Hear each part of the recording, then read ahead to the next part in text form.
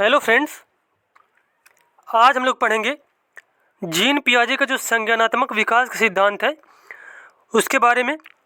और जितने भी शिक्षक भर्ती के एग्ज़ाम होते हैं उन सभी के लिए बेहद ही महत्वपूर्ण टॉपिक है। और अगर आपको वीडियो अच्छा लगे तो चैनल को सब्सक्राइब करें, वीडियो को लाइक करें, कमेंट करें। चलिए देखते हैं। यहाँ पे बताया गया है, पहला पॉइंट यहाँ पे बताया गया है, जीन पियाजे एक प्रमुख स्विस वैज्ञानिक थे। अब देखो यहाँ पे स्विस से तात्पर्य है, स्विस का मतलब है कि जीन पियाजे जो थे ये स्विट्जरलैंड के एक मनोवैज्ञानिक थे।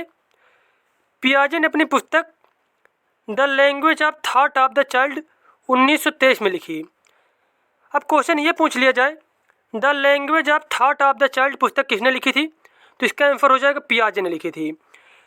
उसके बाद एक क्वेश्चन अगर ये पूछ लिया जाए आपसे, संज्ञानात्मक विकास का सिद्धांत किसने दिया था, तो आंसर हो जाएगा जीन पियाजे ने। किसने दिया था? जीन पियाजे ने दिया था। और कई बार क्वेश्चन ये पूछा गया है, जीन पियाजे ने अपना प्रयोग किस पर किया था, तो जीन पियाजे ने जो अपना प्रयोग किया था अपने ही बच्चों पर किया था। किस पर किया था? अपने ही बच्चों पर जीन पियाजे ने अपना प्रयोग किया था। और जीन पियाजे के सिद्धांत रचनावाद पर आधारित है। किस पर आधारित है? रचनावाद पर आधारित है। और ये क्वेश्चन कई बार पूछा गया है कि बच्चे जो है रचनावाद में कैसे सीखते हैं, तो रचनावाद में जो बच्चे होते हैं वह अपने ज्ञान को पूर्व ज्ञान से जोड़कर सीखते हैं। कैसे सीखते हैं? जो उनका जो पिछला ज्ञान होता है कुछ, उसके बाद जो उसका नया ज्ञान सीखेंगे तो वही ज्ञान को पिछले ज्ञान से जोड़कर सीखते हैं रचनावाद में। तो कई बार तो यही क्वेश्चन पूछा गया है, तो ये भी पॉइंट आपको याद रखने हैं। उसके बाद देखो यहाँ पे बताया गया है, पियाजे ने संज्ञानात्मक विकास का सिद्धांत दिया, इसे अवस्था का सिद्धांत भी कहा जाता है। अब पेपर में आपको कंफ्यूज करने के लिए संज्ञानात्मक विकास का सिद्धांत न पूछकर पूछ लिया जाए अवस्था का सिद्धांत किसने दिया था, तब भी आंसर वही रहेगा, आंसर नहीं बदलेगा। अवस्था का सिद्धांत दिया था जीन पियाजे ने। किसने दिया था? जीन पियाजे ने दिया था। अगला पॉइंट यहाँ पे बताया गया है, पियाजे को विकासात्मक मनोविज्ञान का जनक माना जाता है। जीन पियाजे के अनुसार बच्चों में चिंतन शक्ति का विकास एक ही समय में नहीं बल्कि विभिन्न चरणों में होता है। और वही विकास के जो 4 चरण बताए थे जीन पियाजे ने, और प्रत्येक चरण की अलग अलग विशेषताएं थी। अब देखो अगला पॉइंट यहाँ पे दिया गया है,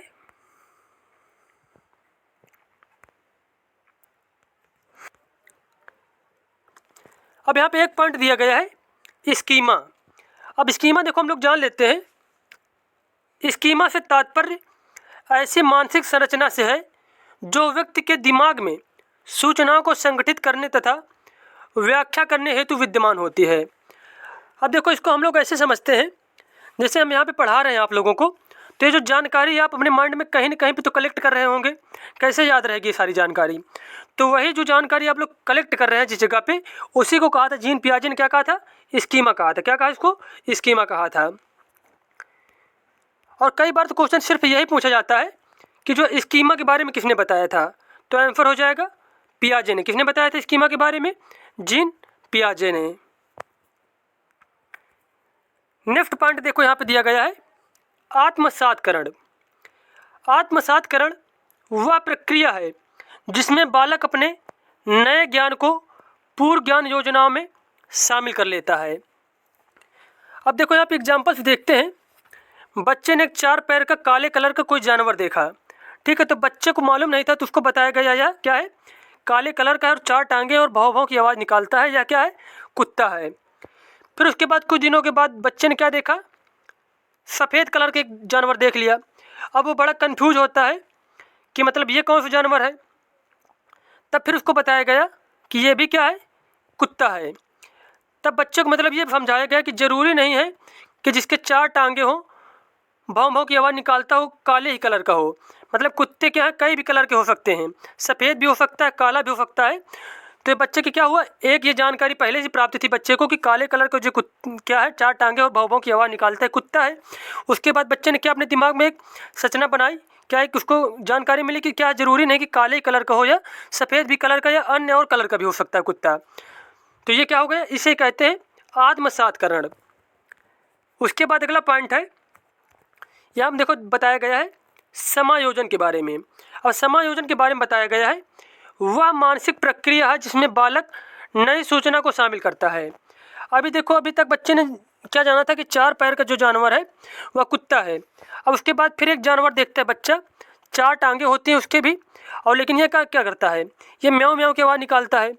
तो बच्चा क्या सोचता है, कि ये भी क्या कुत्ता होगा, लेकिन उसको बताया जाता है कि कुत्ता नहीं है, क्या है, बिल्ली है। तब बच्चे को समझ में आता है कि ज़रूरी नहीं है कि 4 टांगों वाला जानवर कुत्ता ही हो सकता है, वो मतलब बिल्ली भी हो सकती है, शेर भी हो सकती है और अन्य जानवर भी हो सकते हैं। तो यह नई जानकारी जो बच्चे को प्रदान की गई, बच्चे ने इसको ग्रहण किया, तो इसे कहते हैं समायोजन। क्या कहते हैं इसको, समायोजन कहते हैं। अब देखो यहाँ पे पियाजे ने जो संज्ञानात्मक विकास की 4 अवस्थाएं बताई थी, संज्ञानात्मक विकास की 4 अवस्थाएं जो बताई थी, तो इनको सीरीज वाइज याद रखना है, क्योंकि बहुत बार क्वेश्चन पूछे जाते हैं ऐसे कि पहली अवस्था कौन सी है जीन पियाजे के अनुसार, दूसरा कौन सी अवस्था है, तीसरी, चौथी। तो इनका जो है क्रम भी बहुत बार पूछा जाता है। तो पहली अवस्था है संवेदी गामक अवस्था, जिसको ज्ञानेंद्रिय अवस्था भी बोलते हैं। इसकी एज होती 0 से 2 वर्ष। दूसरी है पूर्व संक्रियात्मक अवस्था, जिसको प्राक संक्रियात्मक के नाम से भी जानते हैं, और इसकी एज होती 2 से 7 वर्ष। अगली अवस्था है तीसरी अवस्था मूर्त संक्रियात्मक अवस्था, इसकी एज होती है 7 से 11 वर्ष। और चौथी है अमूर्त संक्रियात्मक अवस्था, जिसको अनौपचारिक संक्रियात्मक के नाम से भी जानते हैं, और इसकी एज होती है 11 से 15 वर्ष, या फिर उससे अधिक के जो बच्चे होते हैं वो आते हैं अमूर्त संक्रियात्मक के अंतर्गत में।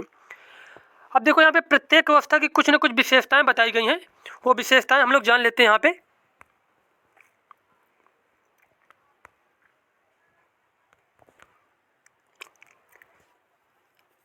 अब देखो यहाँ पे जैसे कि संवेदी गामक अवस्था है, जिसकी एज होती है 0 से 2 वर्ष। इस अवस्था में बालक अपनी इंद्रियों द्वारा कार्य करता है और गामक क्रियाएं करता है, जैसे कि खेलना, देखकर छूना, पैर मारना। मतलब ये जो इंद्रियां होती हैं, आँख, कान, नाक, त्वचा, जीवा, तो इन्हीं के द्वारा बच्चा क्या करता है, काम करता है। उसके बाद नेक्स्ट पॉइंट है, इस अवस्था में बालक की सबसे बड़ी उपलब्धि बालक द्वारा वस्तु स्थायित्व का ज्ञान होता है। अब देखो यहाँ पे वस्तु स्थायित्व जान लेते हैं हम लोग, क्या है वस्तु स्थायित्व के बारे में बताया गया है। इसके द्वारा बालक यह जान पाता है कि घटनाएं एवं वस्तुएं तब भी मौजूद होती हैं जब वो हमारे सामने नहीं होती हैं। जैसे अब देखो यहाँ पे कोई बच्चा है, ठीक है, अब यहाँ पे इसमें लेटा है बच्चा और ये एक बॉल से खेल रहा है। अब ये गिर जाए नीचे, यहाँ पे आ जाए जो है बॉल, तो बच्चे के सामने गेंद नहीं है, लेकिन बच्चा फिर भी जानता है कि यह गेंद क्या है, हमारे आसपास ही मौजूद है। तो यही गुण जो होता है इसी को कहते हैं वस्तु स्थायित्व। और ये कौन सी अवस्था की विशेषता है, तो यह विशेषता है संवेदी गामक अवस्था की। यह भी पॉइंट आपको याद रखना है।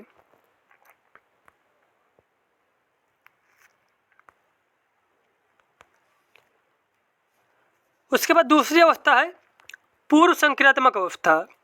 इस अवस्था में भाषा का विकास प्रारंभ हो जाता है बच्चों में। इस अवस्था में जीववाद का विकास होता है।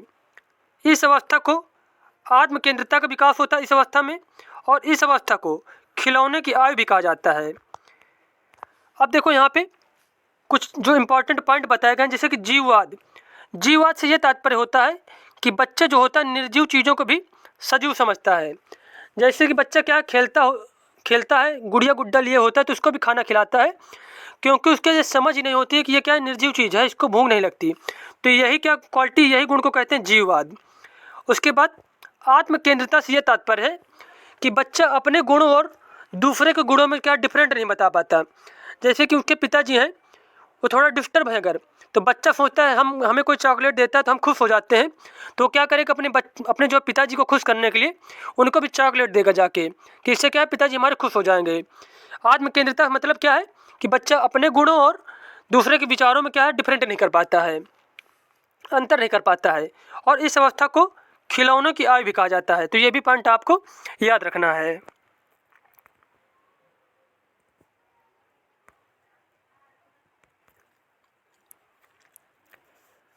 उसके बाद अगली अवस्था है मूर्त संक्रियात्मक अवस्था। इस अवस्था में सामान्यीकरण की प्रवृत्ति आने लगती है। क्रमिक संबंधित समस्याओं का समाधान करने लगता है बच्चा। जैसे कि 4×2 लिखेंगे तो 8 आएगा, वैसे 2×4 लिखेंगे तब भी 8 आ जाएगा। तो ये समझ बच्चों में क्या डेवलप हो जाती है इस अवस्था में। इस अवस्था में बालक तार्किक चिंतन शुरू कर देता है। लेकिन एक पॉइंट याद रखना है, तार्किक चिंतन तो शुरू करता है, लेकिन उन्हीं वस्तुओं के बारे में तार्किक चिंतन शुरू कर पाता है बच्चा जो उनके सामने होती हैं।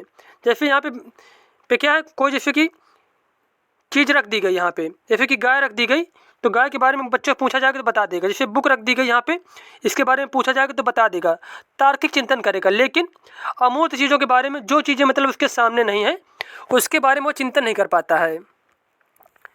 उसके बाद अगली अवस्था है अमूर्त संक्रियात्मक अवस्था। अब इसमें क्या होता है, इस अवस्था में बच्चों में अमूर्त चिंतन या फिर काल्पनिक चिंतन की क्षमता विकसित हो जाती है। जैसे बच्चों को बोल दिया जाए कि अमेरिका कैसा है, तो बच्चे कल्पना करके बताने लगेंगे ऐसा होगा ऐसा होगा, मतलब करते हैं। इस अवस्था में बच्चे वैज्ञानिकों की तरह सोचने लगते हैं और तार्किक चिंतन की अवस्था भी इसे कहा जाता है। तो ये सारे पॉइंट हमारे कंप्लीट हो गए जीन पियाजे के सिद्धांत के बारे में। मिलते हैं नेक्स्ट वीडियो में। धन्यवाद।